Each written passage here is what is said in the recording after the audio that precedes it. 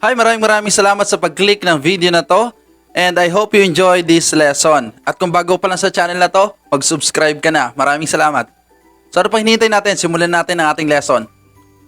So last time pinag-aralan natin ang lesson 4, which is Exemplification and Classification. So let us move to lesson 5, which is Comparison and Contrast. So ano pang hinihintay natin? Tara, simulan na natin. So pag sinabi natin comparison, ano yon? Pagkukumpara, pag-contrast. So, di ba yung mga mobile phone nyo, meron niyang contrast? Okay, sige. Pwede nyo tingnan yung cellphone nyo sa camera.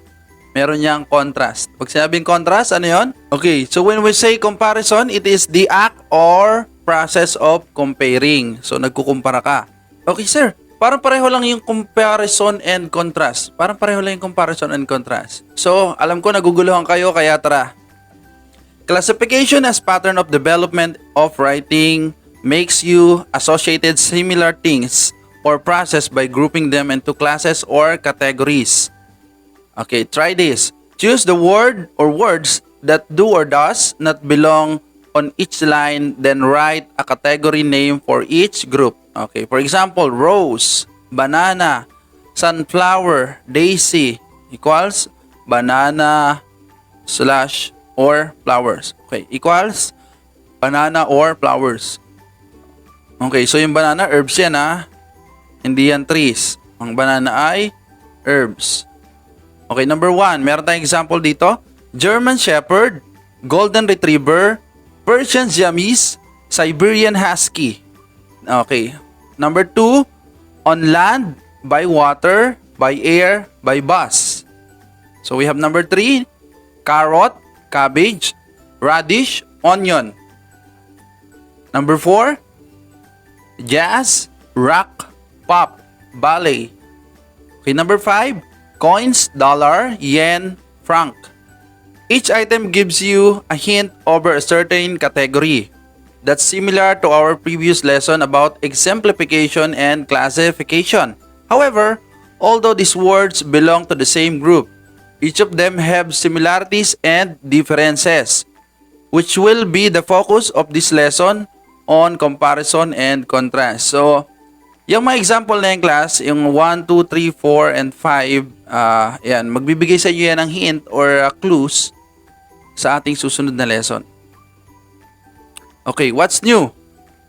Using the Venn diagram, jot down words and phrases showing similarities and differences between junior high school and senior high school. So, ang Venn diagram ay ganyan. Yan po ang Venn diagram, ang tawag dyan. Yung dalawang circle, pinagsama nyo. Ayan, yan ang tinatawag na Venn diagram. So, nagkakaroon yan ng comparison and contrast. Okay, so that is the Venn diagram. So, meron tayong similarities and differences between junior and senior high school. Okay, there we have it. So, what's it? Comparison. In writing discusses elements that are similar, while contrast in writing discusses elements or ideas that are different. So when we say contrast, ang sinasabi rito is discusses elements or ideas that are different. So dinidiscuss niya or ang focus niya ay doon sa pagkakaiba. Ano? Kung ano yung elements, ano yung nilalaman nung isang writing. A compare and contrast essay then analyzes two subjects, comparing them, contrasting them, or both. However, its purpose is not simplify state the obvious but rather to illustrate subtle differences or unexpected similarities between two subjects. Ano raw yun? So, nag-illustrate daw siya, nagpapakita ng subtle difference or differences or unexpected similarities between the two objects. Ayun nga yung sinabi ko kanina, yung Venn diagram. Yung junior at senior high school, may pagkakaiba sila at may pagkakapareho. As a writer, you should help the readers see how these two ideas are similar or different by showing them its advantages and disadvantages. So they are able to the pros and cons before they make judgment or decision. So, di ba minsan pag may nababasa tayo or may nakikita tayo sa mga pelikula, ang bilis nating mag-judge, di ba? Sabi nga, mas tawag nito, ang tao mas mabilis mag-judge. mas madali nating tayong mga tao, madali nating nakikita yung mga pagkakamali ng kapwa natin. Instead na dun sa tama or yung mga magagandang ginawa ng tao. 'Di ba pag may namatay na tao, 'di ba pag may binabangkay na tao, pag patay na, ano pinag-uusapan nila? Siyempre yung mga magagandang bagay, tama ba? Wala sigurong binabangkay na ang pinag-uusapan ay mapapangit na bagay, di ba? Ang ginugunita natin or ang iniisip parati natin is yung mga magagandang bagay na ginawa ng taong namatay na yan. Ano? Okay, I have here the example. I'm going to read the paragraph or the story for you guys to look the pros and cons. I'm going to read the short story. My sisters are different as yin and yang in terms of personality, appearances, and intelligence.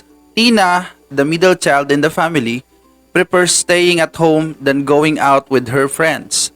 She is slim, petite, and has dark skin.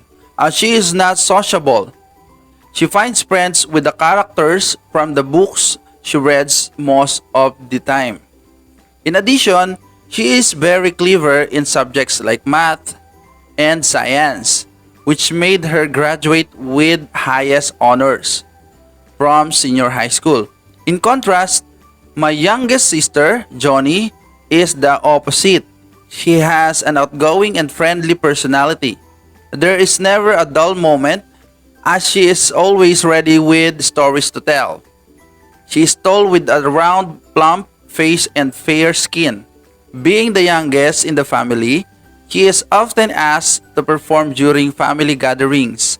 Since she sings and dances well, my sister may be different from each other but they adore one another.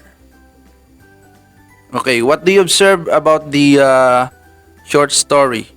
So there are two common ways to organize comparison and contrast, paragraph or essay.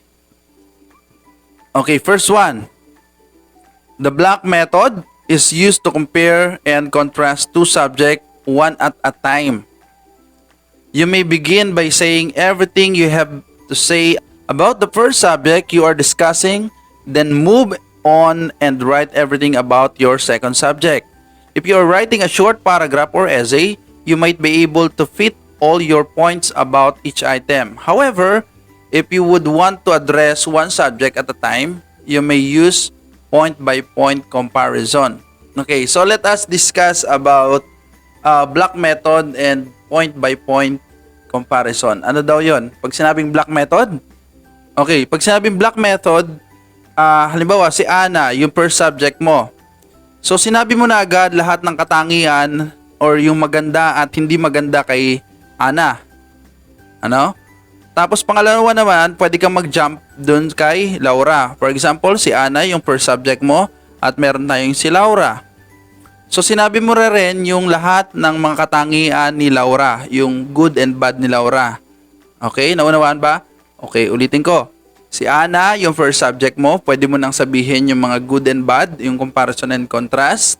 Kung matangkad ba siya o mababa, mabait or hindi. Tapos after mo masabi lahat ng katangian ni Ana, pwede ka nang mag-jump dun kay Laura.